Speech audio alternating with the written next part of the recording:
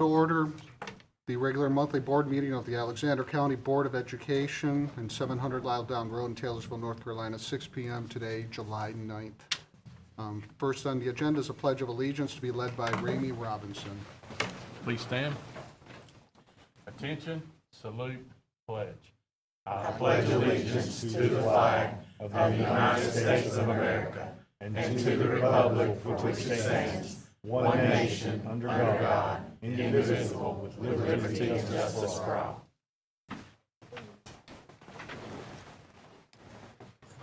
Thank you, Ramey. Next is the approval of the agenda. What is the pleasure of the board? Motion. So we have a motion from Mr. Dagenhart, Second. a second from Mr. McLean. All in favor, say aye. Aye. All opposed? The ayes have it by unanimous consent. The agenda is approved. Next on the agenda is public comment. Do we have any public comments? No public comments. So we will then continue on to the consent agenda. Has the board had the opportunity to review the consent agenda? Do we have any comments or questions on the consent agenda?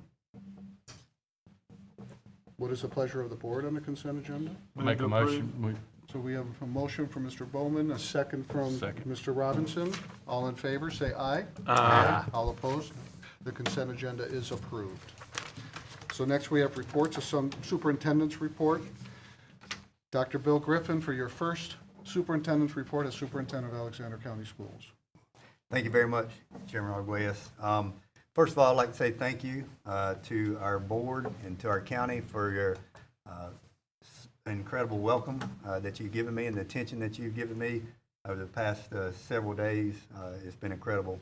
Certainly grateful for that. Also to our Board of Education, I'm grateful for the opportunity to be able to serve this fine community and the students and faculty of Alexander County. I've had several opportunities to meet with my executive cabinet. Met yesterday for the first time with our individuals here at Central Services in Central Office. I enjoyed that moment with them. I look to meet with our principals and leadership tomorrow and just get to know our county and the direction that we're going in. Look forward to strengthening relationships with all those around us within our school system. Look forward to meeting our public officials and making sure that we have good working relationships and partnerships with them. And then finally, I'd like to say that we've been working extensively with Sharon Mahaffey, our financial officer, and Dr. Alicia Clore, Human Resources, to really analyze and dissect our budget and then the needs of our school system as a whole. A couple of other announcements that I'd like to go over. It's been brought to my attention that our tennis courts, and I think Dr. Danita Dow-Rivas sent out a post this afternoon, possibly, that our tennis courts, they're finishing that process up, and they're adding the latex binder and finish to those, and hopefully have those completed by the end of the month here in July. And as a lot of people have noticed, we started the football field yesterday, completing those tasks and getting the turf down. Been a lot of questions about that, and we hope to have that finished by opening football game. So thank you for all those hard work, for people who've been contributing to those factors, and look forward to working with them as well. Some dates to bring to your attention.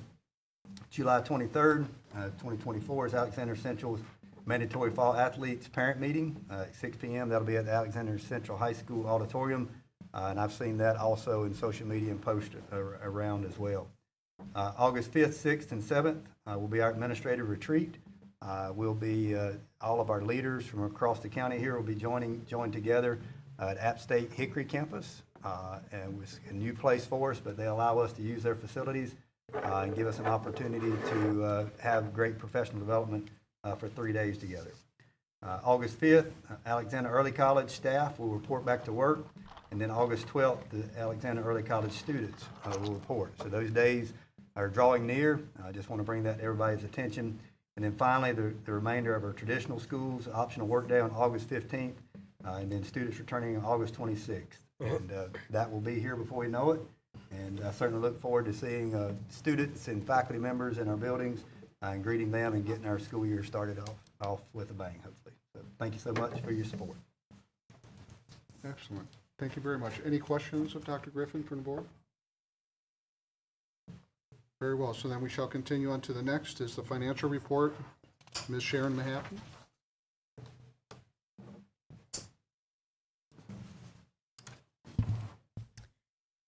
Well, the best thing you can say about closeout is that it's over. And, but anyway, we have finished. We'll get our accounts receivable. We've cleared out all the state funds. We got every dollar we could. And when we finish with our accounts receivable and payable, we'll have a good idea where we are with our local funds. And then the auditors will be in the middle of August, and they'll tell us exactly where we are when they do our financial statements. We've faced with some major challenges back in the finance department. Tara Pinnell, who has done our payroll and been the assistant finance officer for the past 20 years, has decided to retire and to go to work in business. And so we wish her well. I will truly miss her. We all will. And I just want to thank her for her many years of service to the school system and wish her well in her new job. And she will be here helping us part-time for a couple of months. The 23-24 beginning budget was $69,249,993. 53% of the budget was state funds. The ending budget was $71,890,677 due to an increase in state funds that remained at 53% of the ending budget. And Andrea is going to do an update on the ESSER closeout. So we had an ESSER closeout, but those funds do carry over and expire at September 30th. So we did close out some of the PRCs, and PRC stands for Program Report Code. That's the different pots of money that have specific rules for how we can spend those pots. So we have 7 little pots left, and it amounts to about $48,000. The biggest chunk of that money is going to be for the Career Accelerator, the CTE summer learning programs that they have that are ongoing and later this month in July. So rest assured, we will have that taken care of, and we believe that we will be able to close out and absorb all of those funds and all that money. Sharon's not going to leave any pennies on the table. We pulled up one today and it had 4 cents, and she looked at me and she said, "There is 4 cents there." So yeah, it's right at $48,000 in the 7 different PRCs. So we're going to go back and look at what are the rules for each one of those PRCs and how can we pull and use expenditures that we already have made or that we are planning to make to get that money and zero those out.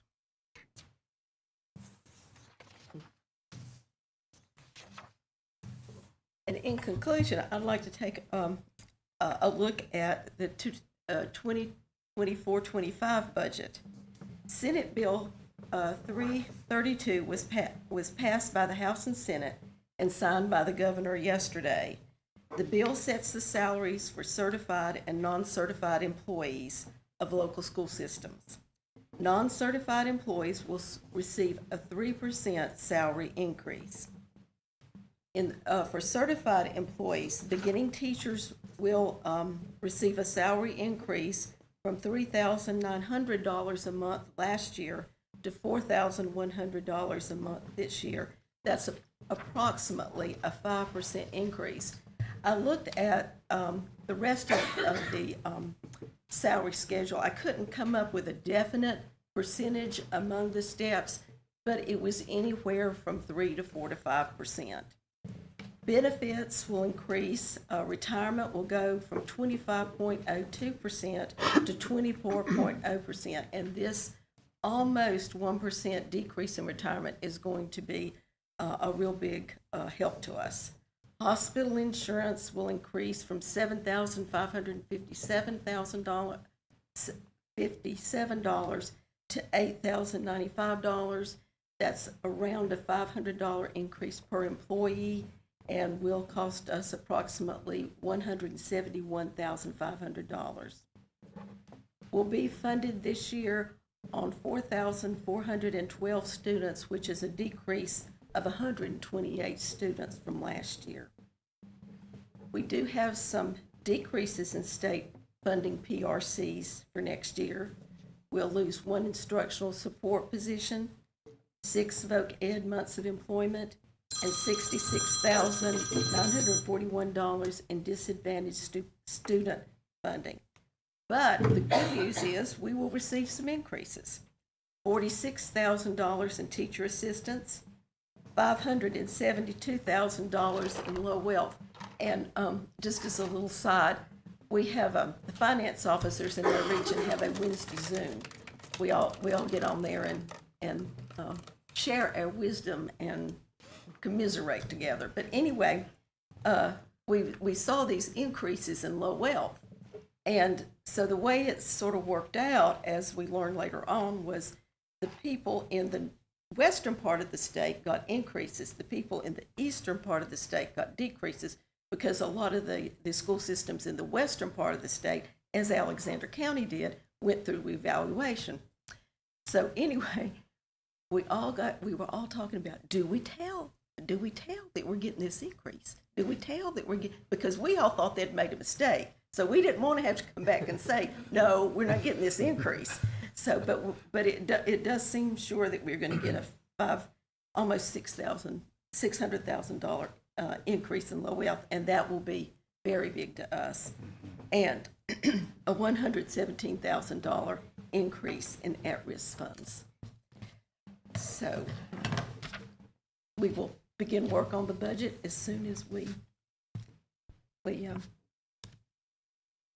can. Are there any questions? Anything I can? Do you have a preliminary view of where we're at with our fund balance right now? Well, we had budgeted $900,000, $900,050, and it looks like we will use all of that. But I don't foresee that we'll use any more than that. Chair Grass and members of the board, I'd ask Sharon to report out tonight. I want to thank her for her hard work, and Andrea, thank you so much for what you and your team are putting together. We're certainly conscious of our scenarios and situations, and we're working to move things in the right direction. So thank you for your leadership and time in doing that, Sharon. Appreciate it. Thank you. Thank you. Any other questions from the board?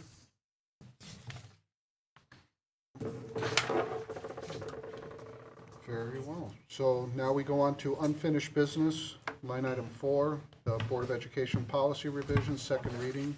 Ms. Mahaffey? Got a little too excited there.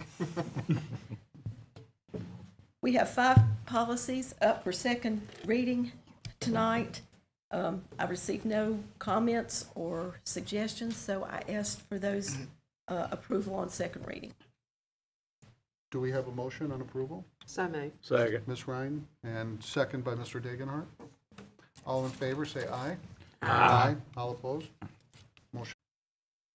So I'll make a motion to approve that. So we have a motion for Ms. Ryan. Second. So we have a second for Mr. Bowman. All in favor, say aye. Aye. All opposed? Motion's approved. Thank you. So now we go into new business, first reading, new policy. Ms. Mahaffey. Yes, I will ask for suggestions on this policy and bring it back next month. Excellent. Thank you. So Mr. Campbell, Director of Maintenance and Facilities, is going to review the HVAC replacement at West Alexander Middle School. Good evening, Chairman Arguelles, Vice Chairman Reese, board members, Dr. Griffin. I can't say that I'm excited to present this. I was hoping the bids would have gone a whole lot better, but we took bids on the HVAC for West Alexander Middle School, which, as I've explained before, the chiller is down from 8 circuits to 5 circuits, so we're going to have to do something eventually. But next slide, please. So this is the bid tabulation sheet that was presented to us from Pinnacle Architecture after the bids. And I'm asking you to go to the next slide. So we received 2 bids on the first bid opening. We received 2 bids, so we put it back out to bid for another week. We received 2 more bids. Associated Heating and Air turned in a bid at $656 million with an alternate, which the alternate was to reduce the duct work from double to single to try to save money. That lowered their price by $1,156,000 to, so a total cost of their bid, including the alternate, was $3.5 million. And then Matthews Mechanicals entered a bid of $4,584,000. Their alternate one was $147,511, reduced for a total bid of $4,436,489. My recommendation is that we reject all bids at this time and go back and look at another opportunity to try to replace and accomplish what we need to do at a lower rate. Do we have any questions from the board? Just for clarity, I know the chillers take care of about 2/3 and you had packaged units for about another third of the building. The price was for a total complete replacement across the board, right? Yes. Not just the chiller part. Not just, it was for total HVAC replacement across the board. The units that are on the, I am not an HVAC person. I let my guys do what they need to do, so you're probably actually more familiar with that than I am on that, but I believe it's the 7th grade wing, have rooftop units, and they are getting close to 25 years old themselves, so they're nearing age, so this was for a complete change out. I was wondering if it was total or just, I know the chillers are the big concern over there, Mm-hmm. and I didn't know if maybe the bid was, I want to make sure I was right on that it is. It also eliminates the Thermal King boiler that's in their building. Do we have any other questions? Do we have a motion for the board to support Mr. Campbell's request to reject all bids at this time and develop a phased approach?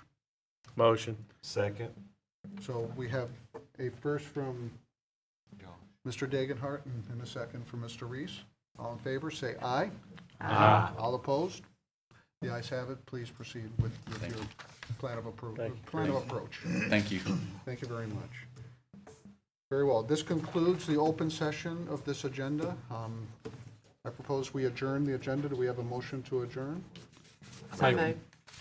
So we have Ms. Ryan, second Mr. Reese. All in favor to adjourn and enter into closed session, say aye. Aye. All opposed? Meeting's adjourned, open session. We will return in open session after the closed session. Thank you all.